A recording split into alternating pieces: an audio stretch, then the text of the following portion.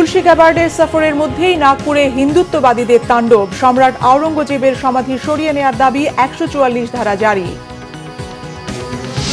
তুলসী গ্যাবার্ডের মন্তব্য, যুক্তরাষ্ট্রের সাথে সম্পর্কে প্রভাব ফেলবে না, বললেন অর্থ উপদেষ্টা। দেশের অর্থনীতি নিয়ে হতাশ না হওয়ার পরামর্শ। হাসিনা পরিবার ও স্বার্থ সংশ্লিষ্ট ৩১টি অ্যাকাউন্টের ৩৯৪ কোটি টাকা জব্দ। সাবেক বিসিবি সভাপতি পাপনের অর্থ পাচারের অভিযোগের অনুসন্ধানে দুদক। টালবাহানা না করে দ্রুত নির্বাচনের তারিখ ঘোষণা করতে অন্তর্বর্তী সরকারকে আহ্বান বিএনপি নেতাদের।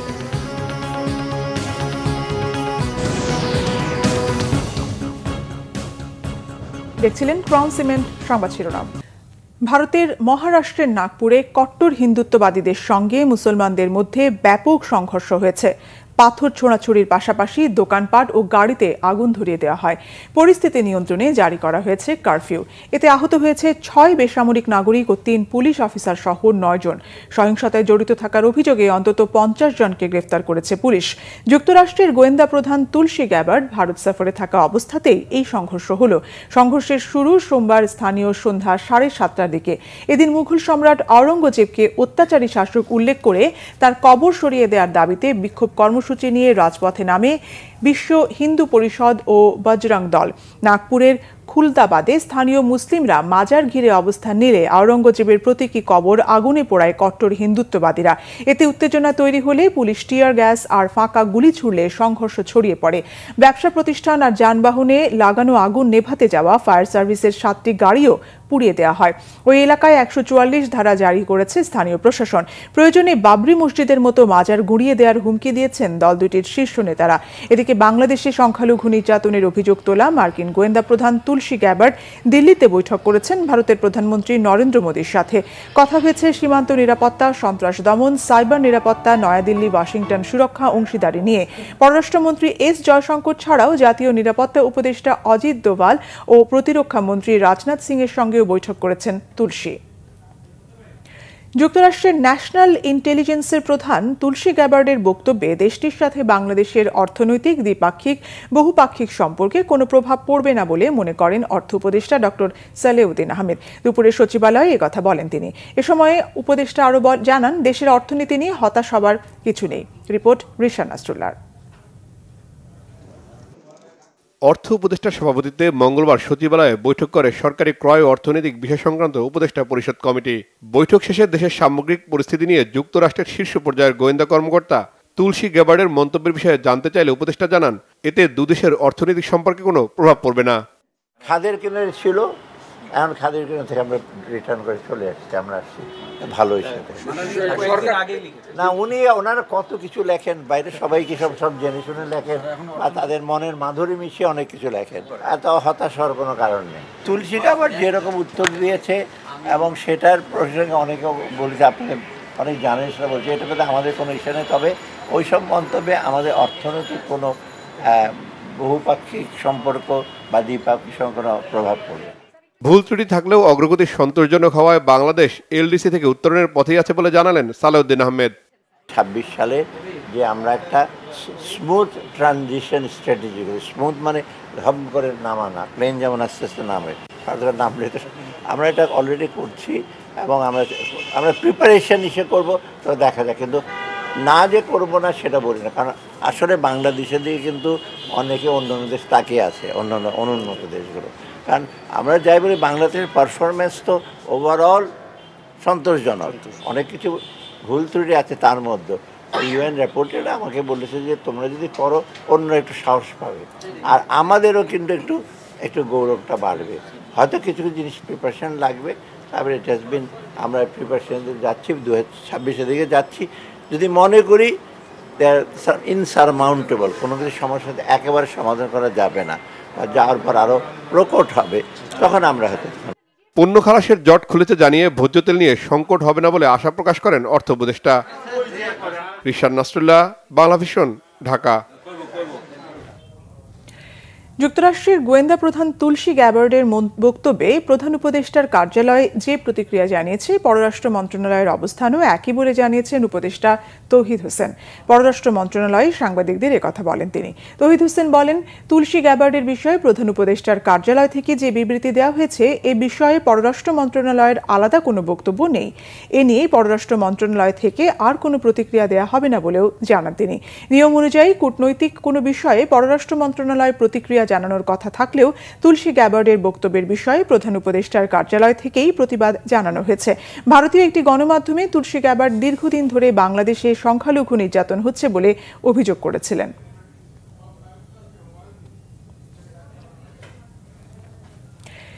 শেখ হাসিনা সহ তার পরিবারের সদস্যদের নামে ব্যাংকে থাকা হাজার কোটি টাকা জব্দ করেছে দুদক। সপ্তাহ ব্যবধানে হাসিনা পরিবারের 31টি অ্যাকাউন্টে থাকা আরও প্রায় 400 কোটি টাকা জব্দের আদেশ দিয়েছে আদালত। এদিকে বিসিবির সাবেক সভাপতি নাজমুল হাসান পাপনের বিরুদ্ধে ক্রিকেট বোর্ডে অর্থ লুটপাট ও হুন্ডির মাধ্যমে টাকা পাচারের অভিযোগের অনুসন্ধানে নেমেছে দুদক। রিপোর্ট ফরুক বাবুর। ছাত্র জনতার গণ অভ্যুত্থানের মুখে ক্ষমতা ছেড়ে পালানো শেখ হাসিনা তার 2 সন্তান ও তার পরিবারের অন্য সদস্যদের নামে দেশে থাকা সম্পদের নতুন নতুন তথ্য বেরিয়ে আসছে।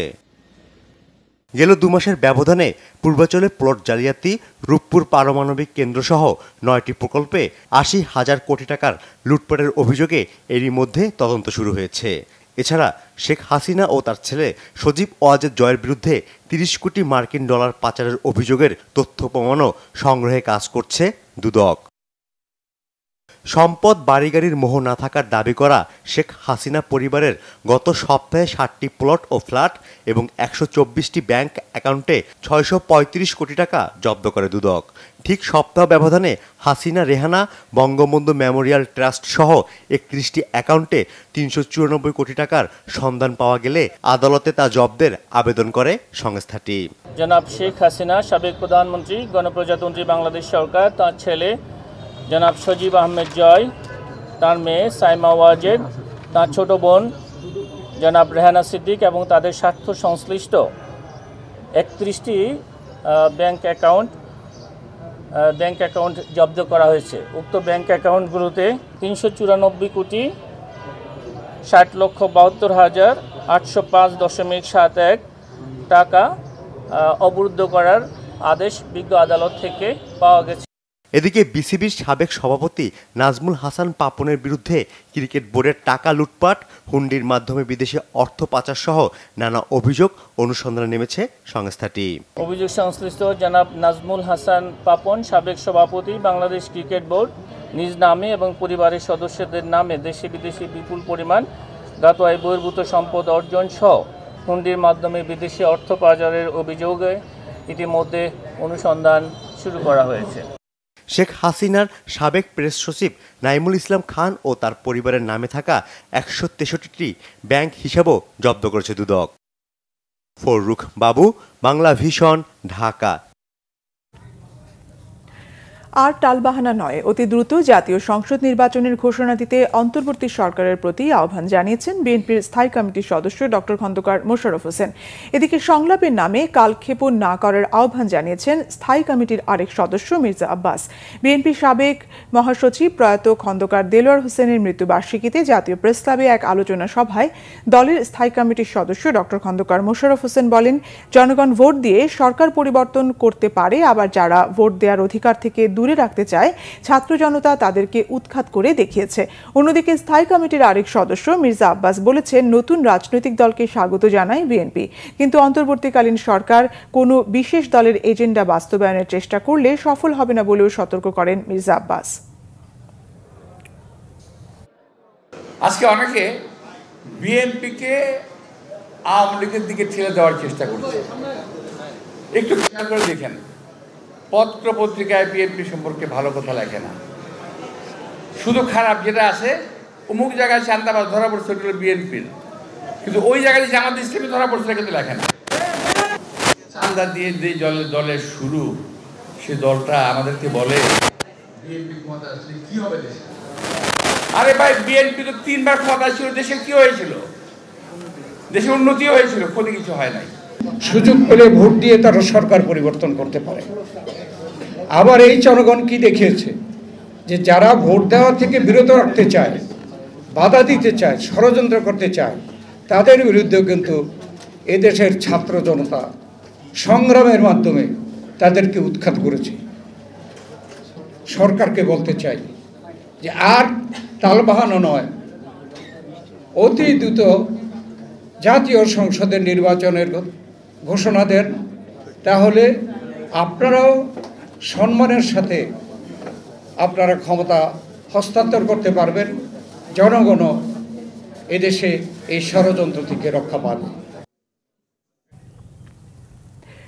গণ অভ্যুত্থানের প্রাপ্তি কোনো ভুলে যেন নস্যাৎ না হয়, সেজন্য সবাইকে সতর্ক করলেন এবি পার্টির চেয়ারম্যান মুজিবুর রহমান মঞ্জু। বলেন, আজ গণ অভ্যুত্থানের শক্তিগুলোর মধ্যে অনৈক্যের সুর বাজছে, কারো ভুলে যেন এই অর্জন নষ্ট না হয়ে যায়।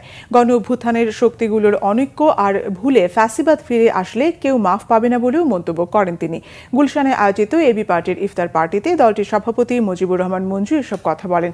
ইফতার পার্টিতে জাতীয় নাগরিক পার্টির আহ্বায়ক নাহিদ ইসলাম, বিএনপির স্থায়ী কমিটির সদস্য আমির খুসরু মাহমুদ চৌধুরী, সালাউদ্দিন আহমেদ সহ বিভিন্ন রাজনৈতিক দলের নেতারা অংশ নেন।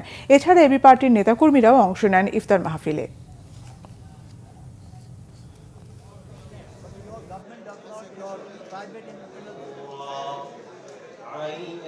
2008 সালে যারা ক্ষমতায় এসেছিলেন তারা চিরদিনের জন্য আমাদের গণতান্ত্রিক অধিকার এবং বোধকে কেড়ে নিয়েছে। আজকে আমাদের যে অসাধারণ প্রাপ্তি, সেই প্রাপ্তি যাতে আমাদের কোনো ভুলে যাতে নস্যাৎ হয়ে না যায়, আমরা কিন্তু সেরকম একটা আভাস পাচ্ছি। যারা কাঁধে কাঁধ মিলিয়ে লড়াই করেছেন, একসাথে রক্ত দিয়েছেন, একসাথে জীবন দিয়েছেন, তাদের মধ্যে আজকে অনৈক্যের সুর বাজছে। এই অনৈক্যের সুরে যদি কখনো আবার ফ্যাসিবাদের পুনরুত্থান ঘটে, তাহলে সেটা হবে আমাদের জন্য অত্যন্ত দুর্ভাগ্যজনক, এবং ইতিহাসে হয়তো আমরা আর কোনোদিন কারো কাছে ক্ষমা পাবো না। বৈষম্য বিরোধী আন্দোলনে জাহাঙ্গীরনগর বিশ্ববিদ্যালয়ের শিক্ষার্থীদের উপর হামলার ঘটনায় 289 ছাত্রলীগ নেতাকর্মীকে বহিষ্কার ও 9 শিক্ষককে সাময়িক বরখাস্ত করা হয়েছে। সিন্ডিকেট সভায় এই সিদ্ধান্ত নেওয়া হয়। জুলাই গণ অভ্যুত্থানের সময় হামলা সংক্রান্ত তথ্যানুসন্ধান কমিটির প্রতিবেদনের আলোকে এই সিদ্ধান্ত নিয়েছে বিশ্ববিদ্যালয়ের সর্বোচ্চ নীতি নির্ধারণী পর্ষদ সিন্ডিকেট। সোমবার দিবাগত রাত 3টায় সিন্ডিকেট সভা শেষে বিশ্ববিদ্যালয়ের উপাচার্য অধ্যাপক কামরুল আহসান বিষয়টি নিশ্চিত করেন। তবে তাৎক্ষণিকভাবে সাময়িক বহিষ্কৃত ছাত্রলীগের শিক্ষার্থীদের নাম পরিচয় জানা যায়নি। বিশ্ববিদ্যালয়ের উপাচার্য অধ্যাপক কামরুল আহসান বলেন, বহিষ্কৃতদের 3 ক্যাটাগরিতে শাস্তি নির্ধারণ করা হয়েছে। যেসব শিক্ষার্থীর ছাত্রত্ব শেষ তাদের সনদ স্থগিত করা হবে, যারা পরীক্ষা ও ভাইভা দিয়েছে তাদের ফলাফল স্থগিত করা হবে এবং নিয়মিত শিক্ষার্থীদের সাময়িক বহিষ্কার করা হবে। বৈষম্য বিরোধী আন্দোলন চলার সময় গত বছরের 14 থেকে 17 জুলাই শিক্ষার্থীদের উপর ব্যাপক হামলা হয়। মিয়ানমারের সশস্ত্র গ্রুপ আরসার প্রধান আতাউল্লাহ আল জুনুনি সহ 10 জনকে গ্রেপ্তার করেছে র্যাব। তাদের মধ্যে 6 জনকে 10 দিনের রিমান্ড দিয়েছে আদালত। আতাউল্লাহ আল জুনুনি ছাড়াও গ্রেপ্তারকৃত হয়েছে মুস্তাক আহমদ, মনিরুজ্জামান, সলিমুল্লাহ, মুসাম্মদ আসমাউল হোসনা, মোহাম্মদ হাসান, মোহাম্মদ আসমতুল্লাহ, মোহাম্মদ হাসান, মোসাম্মদ শাহিনা ও মোসাম্মদ সেনোয়ারা। র্যাব জানিয়েছে, গোপন সংবাদের ভিত্তিতে 16 ও 17 তারিখে ময়মনসিংহ সদর এবং নারায়ণগঞ্জের সিদ্ধিরগঞ্জের ভূমিপল্লীতে 2টি অভিযান পরিচালনা করা হয়। এ সময় নাশকতার পরিকল্পনার অভিযোগে 3 নারী এবং ARSA এর 10 সদস্যকে আটক করা হয়। তাদের কাছ থেকে নগদ 21,39,100 টাকা, একটি চাকু, ধারালো দাঁতযুক্ত একটি স্টিলের মোটা চেইন ও 4টি হাতঘড়ি উদ্ধার করা হয়। এই ঘটনায় নারায়ণগঞ্জের সিদ্ধিরগঞ্জে সন্ত্রাস বিরোধী ও অবৈধ অনুপ্রবেশের আইনে 2টি মামলা দায়ের করেছে র্যাব। জাতীয় রাজস্ব বোর্ড এনবিআর এর চেয়ারম্যান আব্দুর রহমান খানের মতে, কোম্পানির নয় ব্যক্তিশ্রেণীর করের হার বেশি হওয়া উচিত। আসছে বাজেটে ব্যক্তিশ্রেণীর করের সর্বোচ্চ সীমা 5% বাড়ছে, তবে করমুক্ত আয়ের সীমা বাড়ানোরও আভাস দিয়েছেন এনবিআর চেয়ারম্যান। এদিকে কর চাল বাড়ানোর সাথে করমুক্ত আয়ের সীমা 5 লাখ করার প্রস্তাব করেছেন ঢাকা চেম্বার সভাপতি তাসকিন আহমেদ। গোলাম ময়নুল হাসানের রিপোর্ট। দেশের অর্থনীতি পুনরুদ্ধারের সাথে আসছে বাজেটে অন্তর্বর্তী সরকারের বড় চ্যালেঞ্জ রাজস্ব বাড়ানো। 2025-26 অর্থ বছরের বাজেট প্রণয়নের ধারাবাহিক মতবিনিময়ের অংশ হিসেবে মঙ্গলবার ঢাকার চেম্বার সহ বেশ কয়েকটি ব্যবসায়ী সংগঠনের সাথে বসে এনবিআর। এই সময় প্রতিষ্ঠানটির চেয়ারম্যান করমুক্ত আয়সীমা বাড়ানোর আভাস দেন। তবে ব্যক্তির কর হার বৃদ্ধির পক্ষে তিনি বলেন, সেবা নিশ্চিত করতে হলে করের হার বাড়াইতেই হবে। ট্যাক্স কমাই দিলে বা ট্যাক্স ফ্রি করে দিলে ব্যবসা হবে, নাহলে ব্যবসা হবে না, এই জায়গাটা থেকে বেরোতে হবে। না না, এটা একেবারেই ঠিক না। এই জায়গাটা দয়া করে আপনারা, আমি এতক্ষণ পর্যন্ত আপনাদের সব কথা মেনে নিলাম, কিন্তু যখন বলতেছে যে একটু ট্যাক্স কমাই দিলে আরো ইনভেস্টমেন্ট বাড়বে, এটা ঠিক। ভ্যাটে অনেকগুলো করের হারের কারণেই যত ঝামেলা বলে মন্তব্য করেন এনবিআর চেয়ারম্যান। তীব্র প্রতিরোধের কারণেই কিন্তু আমরা এই সিঙ্গেল ভিএটি রেটটাকে ইমপ্লিমেন্ট করতে পারিনি, এটাই হলো বাস্তবতা। এবং এর সবচেয়ে বিড়ম্বনা কিন্তু ব্যবসায়ীরা পড়েছে, কারণ আপনারা 5% মিনিমাম, এই যে ধরুন অনেক কমপ্লিকেট হয়েছে, 15, 10, 7.5, 5, কিন্তু আপনি যদি সিঙ্গেল রেটের ভিএটি রাখতেন এবং আপনি ইনপুট ভ্যাট ক্রেডিট নিতেন, তাহলে অনেক ক্ষেত্রে আপনার 1%-এরও কম ট্যাক্স দিলেই হতো, কিন্তু এখন আর সেটা আপনি সুযোগ পাচ্ছেন না। বৈঠকে করের জাল বাড়ানোর জোর দাবি জানান ঢাকা চেম্বার সভাপতি তাসকিন আহমেদ। জিডিপির অ্যাক্টিভিটি 48% কিন্তু ঢাকা এবং চট্টগ্রাম কেন্দ্রিক, ওয়ারেজ আমাদের যে ট্যাক্স কালেকশনের প্রায় 88%-এর ঊর্ধ্বে কিন্তু এই দুটো অঞ্চল থেকে আসছে। সো এখানে যে আমাদের যে একটা মানে সামগ্রিক একটা ভারসাম্যহীনতা রয়ে গেছে, যে বাংলাদেশের বাকি অঞ্চলগুলোতে কিন্তু অর্ধেকের বেশি কিন্তু আমাদের ইকোনমিক অ্যাক্টিভিটিগুলো হচ্ছে যারা হার্ডলি 12% ট্যাক্স নেটের আওতায় আসছে। শুধু রাজস্ব বাড়ানোর লক্ষ্যে কর হার বাড়ানো হবে না বলে আশ্বস্ত করেন এনবিআর চেয়ারম্যান। গোলাম মইনুল্লাহ হাসান, বাংলা ভিশন, ঢাকা। চট্টগ্রামে তারকামানের হোটেল থেকে শুরু করে মহানগরীর প্রধান সড়ক অলিগলিতে ইফতারের বাজার বেশ জমজমাট। দুপুরের পর থেকেই দোকানগুলোতে ইফতার কিনতে ভিড় জমে রোজাদারদের। বাসায় তৈরি ইফতারের পাশাপাশি বাইরের কেনা ইফতারেও বেশ আগ্রহ নগরবাসীর। চট্টগ্রাম থেকে শাহিদা পিয়ার রিপোর্ট। রোজা জুড়ে রমরমা চট্টগ্রামের ইফতার বাজার। দুপুর গড়িয়ে বিকেল হতেই মহানগরীর প্রধান সড়ক থেকে শুরু করে অলিগলি কিংবা অভিজাত হোটেল রেস্টুরেন্টে বসছে নানা সুস্বাদু মুখরোচক খাবারের পসরা। রোজাদারদের চাহিদা, রুচি এবং স্বাদের কথা মাথায় রেখে বিক্রেতারাও দোকানগুলোতে বিক্রি করছেন রেশমি জিলাপি, টেম্পুরা, গ্রিল চিকেন, সমুচা, পেঁয়াজু, শাসলিক, ফিরনি, কাবাব থেকে শুরু করে লোভনীয় সব ইফতার। হালিম, পরোটা, মেজবানি মাংস, নেহারি ও নানা ধরনের বিরিয়ানি তো আছেই। ইফতারের ব্যাপক আয়োজন করেছি, প্রায় শতাধিক আইটেম আমরা করেছি। স্পেশালি হান্ডির হালিম চট্টগ্রামের মধ্যে বিখ্যাত, এবং আমরা হিউজ পরিমাণ এই হান্ডির হালিমের ব্যাপারে সাধারণ যারা এই রোজাদারদের সারা পায়। চিকেন হালিম, মাটন হালিম, টাংরি কাবাব, দই বড়া, চিকেন শাসলিক, এরপরে স্ন্যাক আইটেম যেগুলো, এগুলো তো আমরা ব্যাপক সারা পাচ্ছি। আর গত বছরের থেকে আমরা এবছর প্রাইসও বাড়াই নাই, কিন্তু কাস্টমার মোটামুটি ভালো। কাস্টমার আমাদের কোয়ালিটি, এর আমাদের বেশ কিছু আইটেম আছে যেটা চিটাঙে অ্যাভেলেবেল না। কর্মব্যস্ততার জন্য কিংবা স্বাদে ভিন্নতা আনতে ঘরে তৈরি ইফতারের পাশাপাশি বাইরের ইফতার কিনতে অনেকে ভিড় জমান ইফতারের দোকানগুলোতে। কিছু আইটেম আছে এখানে ভালো লাগে, যেমন হালিম আছে, তারপরে চাপ আছে কিছু, ওগুলো মাঝে মাঝে নিতে আসে। প্রাইস মোটামুটি রিজনেবল আছে। বাসার তৈরির পাশাপাশি বাইরে ইফতারের ফিল নেওয়া খুব জরুরি, তাই আমরা এখানে আসা ইফতারে এই জন্য আমরা কিনি আর কি। আমি বাইরের থেকে অনেক কিছু কিনি না, দই বড়া, মিহিদানা, এই যেগুলো বাসায় তৈরি করা হয় না। এখানে চিকেন টিক্কা, যেমন ধরুন বিরিয়ানি, এমন মজাদার হালিম, বিফ হালিম বলেন, তারপর চিকেন হালিম, তারপর মাটন হালিম, এইসবের একটা টেস্ট নেওয়ার জন্যই আমরা এখানে আসছি মূলত। ঘরের বউরা আসলে এইসব রান্নাগুলো সাধারণত সবসময় করে আনতে পারে না, তাই আমাদের সবসময় এখান থেকে নেওয়া আর কি। নগরের Chawkbazar, Kazirdeuri, Muradpur, GC, Bhaddarhat, New Market, Agrabad, ওয়াসামোড় সহ বিভিন্ন এলাকায় ইফতার বাজার ক্রেতা বিক্রেতার হৈ হুল্লোড়ে মুখরিত থাকবে পুরো রমজান জুড়েই। শাহিদা পিয়া, বাংলা ভিশন, চট্টগ্রাম। বরগুনায় স্কুল পড়ুয়া কিশোরীকে ধর্ষণ ও তার বাবাকে হত্যার ঘটনায় ভুক্তভোগী শিশু ও পরিবারের নিরাপত্তা নিশ্চিতের নির্দেশ দিয়েছে হাইকোর্ট। একই সঙ্গে শিশুটির সার্বিক বিষয় দেখভালে একজন সমাজ সেবা অফিসার নিয়োগের আদেশ দিয়েছে হাইকোর্ট। মঙ্গলবার বিচারপতি ফারাহ মাহবুব ও বিচারপতি দেবাশিস রায়চৌধুরীর হাইকোর্ট বেঞ্চ এক আবেদনের প্রেক্ষিতে এই আদেশ দেয়। এতে বরগুনার ডিসি এবং এসপিকে শিশুটির পরিবারের নিরাপত্তা নিশ্চিতের নির্দেশ দেওয়া হয়। একই সঙ্গে মাগুরায় ধর্ষণ ও নির্যাতনের শিকার আসিয়ার বড় বোনকে নিরাপত্তা দিতে একজন সমাজসেবা কর্মকর্তা নিয়োগের নির্দেশ দিয়েছে আদালত। গত 4 মার্চ বরগুনায় 7ম শ্রেণীর এক কিশোরীকে সিজিত নামে এক বখাটের নেতৃত্বে কয়েকজন অপহরণ করে ধর্ষণ করে একদিন পরে একটি পার্কে ফেলে রেখে যায়। এই ঘটনায় কিশোরীর বাবা বরগুনা সদর থানায় সিজিত রায় সহ 2 জনের নামে ধর্ষণের মামলা করেন। পরের দিন স্থানীয় লোকজন 2 জনকে ধরে পুলিশে দেয়। কিশোরীর পরিবারকে মামলা তুলে নিতে হুমকি দেয় আসামিপক্ষ। এরপর 11 মার্চ কর্মস্থলে গিয়ে নিখোঁজ হন কিশোরীর বাবা। পরে তার মরদেহ বাড়ির পাশের একটি ঝোপে পাওয়া যায়। ধর্ষণ ও হত্যার দ্রুত বিচার নিশ্চিতের দাবি জানিয়েছেন মহিলা দলের সভাপতি আফরোজা আব্বাস। বরগুনায় মেয়ের ধর্ষণকারীর বিরুদ্ধে মামলার পর খুন হওয়া মন্টু চন্দ্র দাসের বাড়িতে যান তিনি। পরিবারের সদস্যদের প্রতি গভীর সমবেদনা জানান আফরোজা আব্বাস। বলেন, যেখানে নির্যাতন হবে সেখানেই মহিলা দল প্রতিবাদ করবে। পরিবারকে উপহার সামগ্রী ও নগদ অর্থ তুলে দেন মহিলা দলের সভাপতি। ক্ষতিগ্রস্ত পরিবারের পাশে থেকে সব ধরনের সহায়তারও আশ্বাস দেন তিনি। আফরোজা আব্বাস আরও বলেন, শহীদ প্রেসিডেন্ট জিয়াউর রহমান বলেছিলেন, বিএনপি ছিনিয়ে খাওয়ার নয়, বিলিয়ে দেওয়ার দল। তারেক রহমানের পক্ষ থেকে এসেছি যে আমরা জাতীয়তাবাদী দল আপনার পাশে আছে, কারণ যেখানেই নির্যাতন হচ্ছে, নারী নির্যাতন বা যে কোনো নির্যাতন, আমরা কিন্তু জাতীয়তাবাদী দল পাশে আছে। আপনি কোনো ভয় পাবেন না। আপনাকে তো বলেছে আমাদের অ্যাক্টিং চেয়ারম্যান তারেক রহমান যে আপনার পাশে আছে। আপনি বলেছেন আপনার ছোট ছোট বাচ্চা, কয়টা বাচ্চা এখন আপনার?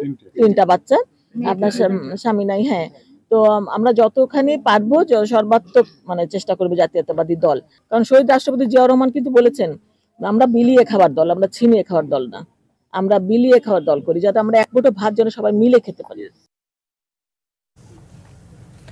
বিএনপি চেয়ারপারসনের পররাষ্ট্র বিষয়ক উপদেষ্টা কমিটির বিশেষ সহকারী ইঞ্জিনিয়ার ইশরাক হোসেন বলেছেন, সংস্কারের কথা বলে নির্বাচনকে পাশ কাটিয়ে যাওয়ার চেষ্টা করা হচ্ছে। বিএনপি ফ্যাসিস্ট হাসিনার সর্বোচ্চ শাস্তি নিশ্চিত করবে বলেও এ সময় মন্তব্য করেন তিনি। মঙ্গলবার বিকেলে চট্টগ্রামের সন্দ্বীপ উপজেলা বিএনপির আলোচনা ও ইফতার মাহফিলে প্রধান অতিথির বক্তব্যে এসব কথা বলেন ইঞ্জিনিয়ার ইশরাক হোসেন। বলেন, বিএনপির হাতে দেশে যত সংস্কার হয়েছে তা কারো হাত দিয়ে হয়নি। সুষ্ঠু সুন্দর নির্বাচনের জন্য বিএনপি রাজপথে ছিল উল্লেখ করে তিনি বলেন, সংবিধানকে যারা মুছে ফেলতে চায় তারা সফল হবে না, আদর্শিক রাজনীতির চর্চা করতে হবে। অভিযোগ করেন, বিএনপির সুনাম ক্ষুণ্ণ করতে একটি মহল ষড়যন্ত্রে লিপ্ত। এর সাথে যুক্ত হয়েছে এক শ্রেণীর মিডিয়া। বিএনপির কেন্দ্রীয় নির্বাহী কমিটির সদস্য মিজানুর রহমান ভূঁইয়া মিল্টনের সভাপতিত্বে অনুষ্ঠানে আরও বক্তব্য রাখেন স্থানীয় নেতারা।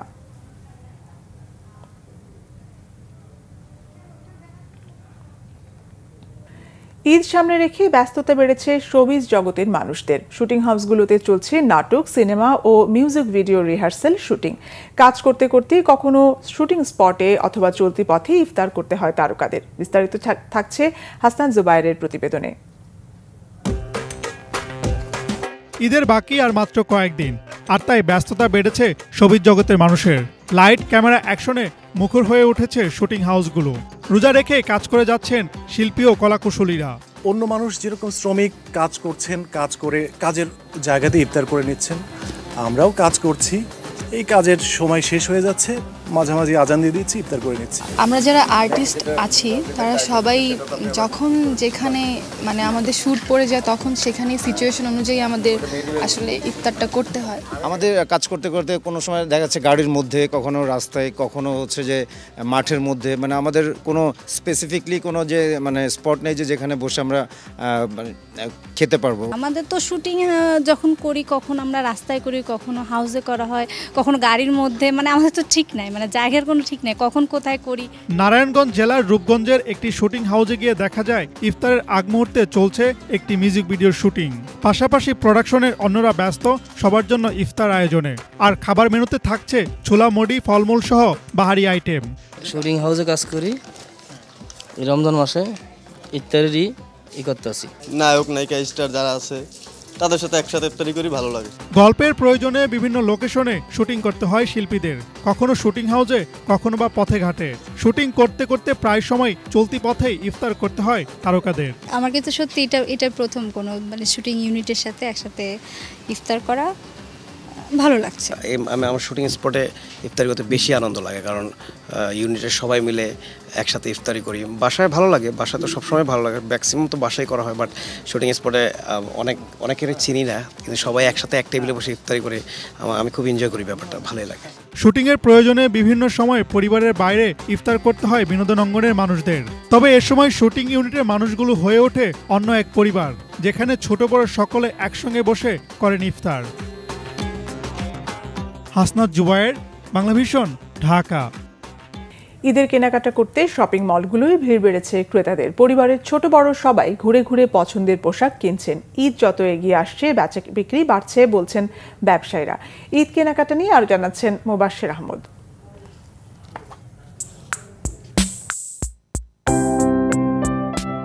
বিভিন্ন ডিজাইনের পোশাক নিয়ে এবারের ঈদ কালেকশন সাজিয়েছে বিপণী বিতানগুলো। স্বাদ আর সাধ্যের সমন্বয়ে সব বয়সীদের জামা কাপড়ের জন্য ক্রেতাদের পছন্দের জায়গা রাজধানীর ইস্টার্ন প্লাজা। সপরিবারে কেনাকাটার জন্য অনেকেই বেছে নেন এই মার্কেটকে। দেশীয় বিভিন্ন পোশাকের পাশাপাশি বিদেশি পোশাকের কালেকশনও রয়েছে দোকানগুলোতে।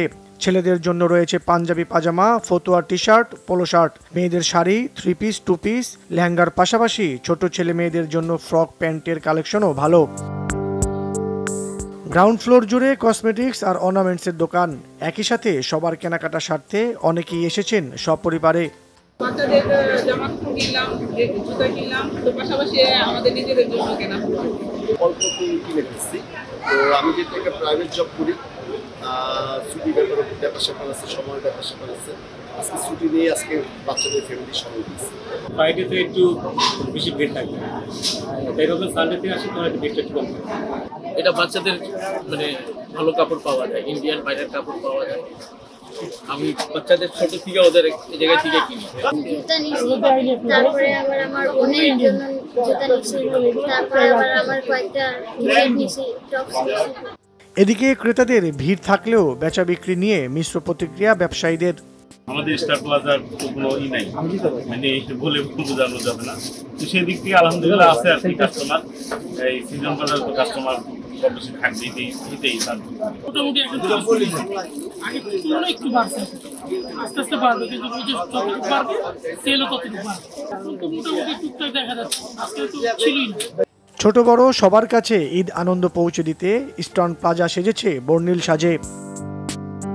মুবাশশির আহমেদ, বাংলা ভিশন, ঢাকা। সংবাদ শেষ করব ক্রাউন সিমেন্ট শিরোনামগুলো আরেকবার জানিয়ে। তুলসী গ্যাবার্ডের সফরের মধ্যেই নাগপুরে হিন্দুত্ববাদীদের তাণ্ডব। সম্রাট আওরঙ্গজেবের সমাধি সরিয়ে নেওয়ার দাবি, 144 ধারা জারি। তুলসী গ্যাবার্ডের মন্তব্য, যুক্তরাষ্ট্রের সাথে সম্পর্কে প্রভাব ফেলবে না, বললেন অর্থ উপদেষ্টা। দেশের অর্থনীতি নিয়ে হতাশ না হওয়ার পরামর্শ।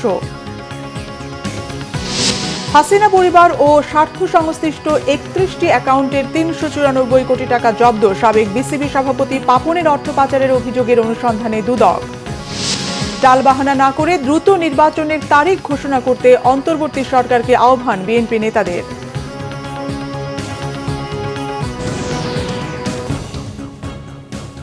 এই ছিল এখনকার মতো। পরের সংবাদ রাত 10:30টায়। এর আগে 9টায় রয়েছে নিউজ 20, দেখার আমন্ত্রণ রইল। এছাড়া বাংলা ভিশন সংবাদ ও সংবাদ সংশ্লিষ্ট অনুষ্ঠান দেখতে ভিজিট করুন www.bvnews24.com ও facebook.com/banglavishnnews এবং সাবস্ক্রাইব করুন youtube.com/banglavishnnews। ধন্যবাদ।